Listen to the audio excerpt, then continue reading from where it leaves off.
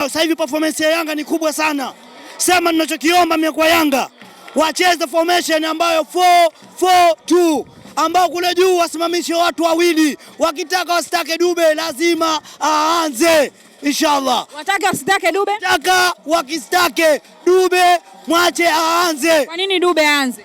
Kwa sababu kuna vitu fulani tunataka tumpiga, vitu vya kitunguu somu. Vitu vya kitunguu somu tulompiga Malindi hapa. Kwa hiyo lazima Dube kishavipata na inshallah mtamuona. Niambie vitu vya kitunguu saumu vikoje? Vitu vya kitunguu saumu haya mambo asili. Haya mambo asili ya mbaba. Lakini utaona Yanga utacheza mpira hautategemea Afrika kama Yanga anaweza kucheza. Kitu gani ambacho umekiona kimeongezeka kwa Yanga? Yanga ndio kama mna ndege ati. Mna ndege kwa Zanzibar, Yanga kwa Tanganyika, Yanga ndio mwenyewe. Ngumu vipi? Wewe umeniona ile Pakome.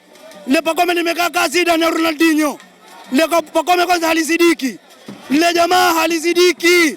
Yaani ile jamaa upande mmoja kaeka Messi, upande mmoja kaeka Maradona. Huku mbele kaeka Ronaldo, huku nyuma kaeka Zidane. Sote mzidi vipi? Pakome halizidiki, watazidiwa na Pakome. Karabati hao. Mimi nakwambia uhakika nkufa, lakini nina mchango mmoja. Na mchango mmoja hili ni wazo tu. Yanga kwa mechi za nyumbani wamtumia Boka kwa sababu moja. Beki tatu ambayo wa nyumbani yule. Ni sawa. Yule katika kuplay mbele kidogo mzito. La tatu nakwambia Boka ile jamaa beki tatu mimi nalitangamia. Kwa hiyo mechi za nyumbani lie kwa ile pale. Ugenini. Lakini Yanga ili watoboe. Dube jamani.